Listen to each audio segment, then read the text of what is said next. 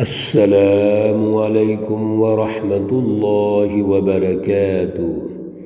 اعوذ باللہ من الشیطان الرجیم، بسم اللہ الرحمن الرحیم۔ والذی خلق الازواج كلها وجعل لكم من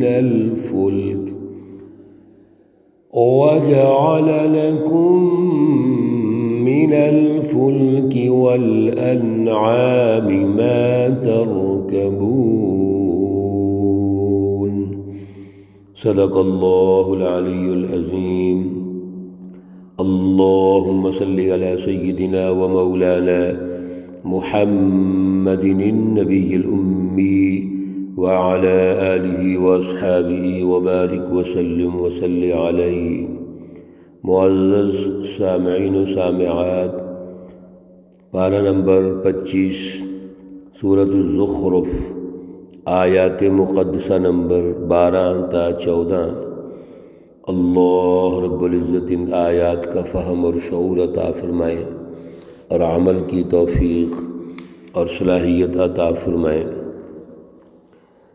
گزشتہ درس میں اللہ رب العزت نے وہ معاشی وسائل جن کا تعلق زمین سے ہے وہ ارشاد فرمائے، اور اس سے پہلے اللہ نے توحید اور رسالت کا ذکر فرمایا، اور جب یہ رکوع اور سورت کا آغاز ہوا تھا تو اللہ رب العزت نے کتاب مقدس قرآن مجید کی اہمیت اور پھر اس کا جو نزول ہے مکۃ المکرمہ میں، وہاں پر جو عربی بولی جاتی ہے، عربی زبان ہے، تو ان کی قومی زبان کی اہمیت یہ اللہ ارشاد فرما رہے ہیں۔ اور سورت کا جو عنوان تھا سورۃ الزخرف، تو زخرف یعنی ملمہ کاری، جو دولت کا حصول ہے اور جس میں بڑی کشش ہے، اور پھر دولت کا حصول اور زیب و زینت بھی اس انداز کی جو غلط طریقے سے حاصل کی گئی ہے، تو اصل میں زخرف یہ نفی زخرف ہے۔ اس تمام زیب و زینت، تمام مال و دولت اور چمک دمک، سونا چاندی کا جمع کرنا جو حرام طریقے سے ہے، ناجائز طریقے سے ہے، اور پھر حاصل کرنے کے بعد اس کا ایسا معاشی نظام تشکیل دینا جس سے خاص طبقے کو فائدہ ہو، ان کی تو چمک دمک ہو اور عوام غریب ہو جائے، محکوم ہو جائے، اس کی نفی کی گئی ہے۔ اور اللہ رب العزت نے زمین اور وسائل رزق، وسائل زمین، اور پھر زمین کی اور جو ہم استعمال کی شکلیں ہیں، یعنی ان پہ سفر کرنا، ان پہ رہائشیں بنانا، تو اللہ رب العزت نے یہ وسائل ارشاد فرمائے تاکہ آگے جا کے ہم اس بات کو سمجھ لیں کہ معاشی نظام کیسا ہونا چاہیے۔ میرے عزیزو، جب زمین اللہ کی، زمین پہ راستے ہماری سہولت کے لیے، تجارت اور سفر کے لیے اللہ نے بنائے ہیں، پھر زمین تو بنجر تھی، یہ کچھ پیدا نہیں کر سکتی، تو اللہ نے آسمان سے پانی نازل فرمایا، اور پانی بھی بڑی بقدر، ایک اندازے کے ساتھ، ماپ تول کر، بڑی پلاننگ کے ساتھ نازل کیا تاکہ نقصان نہ ہو جائے۔ پھر اس زمین کو جو بنجر اور مردہ زمین تھی اس کو آباد کر دیا، سیراب کر دیا، زرخیز بنا دیا۔ یہ تمام تر جو معاشی وسائل ہیں، وسائل رزق ہیں، یہ اللہ نے پیدا کیے۔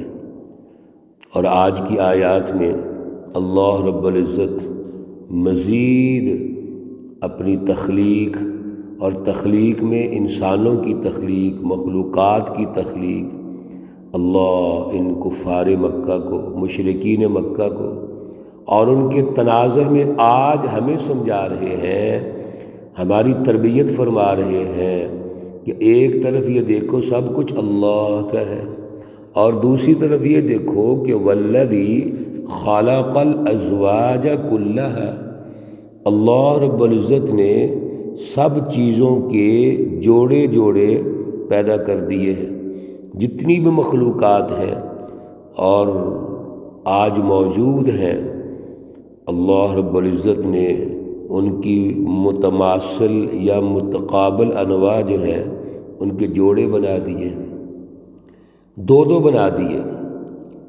اور وَجَعَلَ لَكُم مِّنَ الْفُلْكِ، اللہ رب العزت نے تمہارے لیے کشتیاں بنا دی، کشتیوں میں ہم سفر کرتے ہیں، دریاؤں میں، سمندروں میں سفر کرتے ہیں، اور آج کشتیوں کی اگلی شکلیں وہ بحری جہاز آ گئے، پھر اس کی اگلی شکلیں آج اس وقت دوسرے جہاز آ گئے ہیں، سواریاں آ گئی ہیں۔ ان سواریوں کے ذریعے ہم کیا کرتے ہیں؟ سفر کرتے ہیں اور پھر تجارت کرتے ہیں، کاروبار کرتے ہیں۔ پھر اللہ نے والانعام چوپائے بنا دیے، ما ترکبون، جس پر تم سوار ہوتے ہو۔ اللہ رب العزت نے اونٹ بنا دیے، پیدا کر دیے، اونٹوں پہ تم سفر کرتے ہو، لمبے لمبے سفر اونٹوں پہ کر سکتے ہو۔ صحرا کا جو جہاز ہے وہ اونٹ ہے، اونٹ کو صحرا کا جہاز کہا جاتا ہے۔ اس وقت اونٹ تھے، اور اس کے بعد اللہ رب العزت نے انسان کو عقل اور جو دماغ دیا ہے، اللہ رب العزت نے یہ انسان کو سمجھ دی، عقل دی، دماغ دیا۔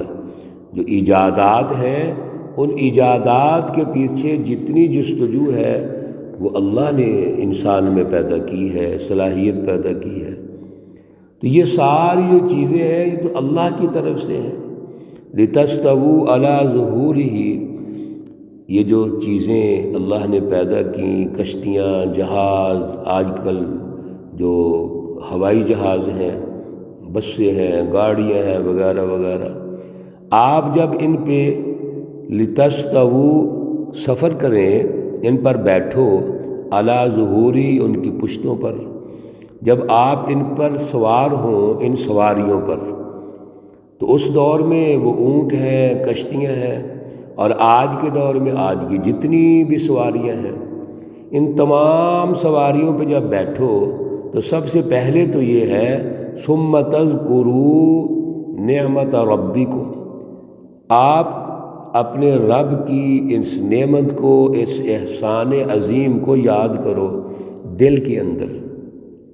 آپ اپنے قلب میں یہ جذبہ پیدا کرو کہ جس نے یہ چیزیں پیدا کیں اور ہمیں صلاحیت دی وہ کتنی اونچی شان والا اللہ ہے۔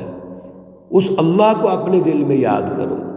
اپنی بڑائی دل میں نہیں آنی چاہیے کہ میں نے یہ بنایا اور میں نے یہ کیا اور میں نے زمین کو زرخیز کیا اور یہ کشتیاں بنا دیں، جہاز بنا دیے، سواریاں بنا دی، نہیں، بلکہ جب اس سواری پہ بیٹھو تو سب سے پہلے اللہ کو یاد کرو کہ یہ اللہ کی نعمت ہے، اللہ کا احسان ہے، یہ اس نے عطا کیا مجھے، اور اگر میری کوئی محنت بھی ہے تو اللہ نے مجھے صلاحیت دی ہے، صحت دی ہے، عقل اور دماغ دیا ہے، تو سب سے پہلے اللہ کی یاد دل میں ہے۔ اور پھر اِذَا اسْتَوَيْتُمْ، جب تم بیٹھ جاؤ ان پر، وَتَقُولُوا، اور پھر زبان سے کہو سبحان الذی سخر لنا هذا وما كنا له مقرنین، پاک ہے وہ ذات، سخرا، جس نے مسخر کیا، تابع کر دیا، لنا، ہمارے لیے، ہذا، اس کو، جس سواری پہ میں بیٹھا ہوں، ہم سفر کر رہے ہیں، یہ اللہ نے ہمارے لیے مسخر کی ہے، اسی نے طاقت اور صلاحیت دی ہے۔ حالانکہ وما کننا، اور نہیں تھے ہم، لہو، اس کے لیے، مقرنین، قابو پانے والے، ہمارے اندر کوئی طاقت اور صلاحیت نہیں ہے ہم اس پہ قابو پا سکیں۔ یہ صلاحیت کس نے دی؟ اللہ نے دی۔ تمام تر عقل اور سائنس کس نے دی؟ اللہ نے دی۔ میرے عزیزو، یہ سفر کی دعا بھی ہے۔ جب بھی ہم سواری پہ بیٹھتے ہیں تو جیسے ہم زبان سے کہیں سبحان الذی سخر لنا ھذا وما كنا له مقرنین، اسی طرح دل میں بھی اللہ کی اس نعمت عظیمہ کو یاد کرنا ہے، اور پھر جب یہ دعا پڑھنی ہے تو یہ اللہ کو یاد کر کے یہ ذہن میں رکھنا ہے، دل میں رکھنا ہے، یا اللہ یہ تو نے سواری ہمارے لیے مسخر کی ہے، اور اسی کو مسخر فرما، تابع فرما، اور ہمارا جو سفر ہے وہ تکمیل پذیر ہو، مکمل ہو جائے۔ یہ اللہ سے دعا کرو۔ اور میرے عزیزو، جب بھی سفر کرو درود شریف پڑھیے، سورۃ الفاتحہ پڑھیے، اور یہ دعا پڑھیے سبحان الذی سخر لنا ھذا وما كنا له مقرنین۔ اور یہ چند الفاظ اور میں عرض کرتا ہوں، یہ کہیے اللہ حافظی، اللہ حاضری، اللہ شاہدی، اللہ ناظری، اللہ ناصری، اللہ معی۔ یہ اللہ ہی کی ذات اقدس کے لیے اس کی تعریفیں ہیں کہ جس نے ہماری مدد فرمائی، ہماری حفاظت فرمائی، وہی ہماری مدد کرے گا، حفاظت فرمائے گا، ہمارے سفر کو مکمل کرے گا۔ وَإِنَّا إِلَىٰ رَبِّنَا لَمُنْقَلِبُونَ۔ یہاں اللہ نے بڑی اہم ایک بات سمجھائی۔ اللہ مثالوں کے ذریعے سمجھاتے ہیں۔ جس طرح ہم سفر میں ایک جگہ سے دوسری جگہ منتقل ہوتے ہیں اور تجارت کرتے ہیں، کاروبار کرتے ہیں، اسی طرح اس دنیا سے بھی منتقل ہونا ہے۔ انتقال کا مطلب کیا ہے؟ وَإِنَّا إِلَىٰ رَبِّنَا، بے شک ہم اپنے رب کی طرف لَمُنْقَلِبُونَ، ہم لوٹ جائیں گے۔ انقلاب بھی یہی ہوتا ہے۔ تبدیلی کیا ہے؟ ایک جگہ سے دوسری جگہ جانا، ایک سسٹم کو تبدیل کرنا ہے، ظالمانہ نظام کو عدل کا نظام قائم کرنا ہے، یہ انقلاب ہے۔ اور انتقال بھی تبدیلی ہے۔ تو اللہ رب العزت نے دنیا میں بھیجا ہے، تو پھر اللہ کو یہ بھی تو یاد کرو کہ ہم نے اللہ کے پاس چلے جانا ہے۔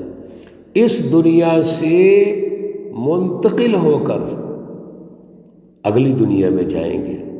میرے عزیزو، یہ دل میں یاد رکھو، بہت بڑی اللہ کی تربیت ہے۔ معاشی نظام کی مینجمنٹ کے حوالے سے اللہ ہمیں سمجھ عطا فرمائے۔ اللہ رب العزت تمام بیماروں کو شفائے کاملہ عاجلہ مستمرہ عطا فرمائے۔ اللہ رب العزت تمام مرحومین و مرحومات کو جنت الفردوس میں اعلیٰ مقام عطا فرمائے۔ ربنا تقبل منا انك انت السميع العليم وتب علينا انك انت التواب الرحيم، وصلى الله تعالى على النبي الأمي محمد وعلى آله وأصحابه أجمعين برحمتك يا أرحم الراحمين۔ السلام عليكم ورحمة الله وبركاته۔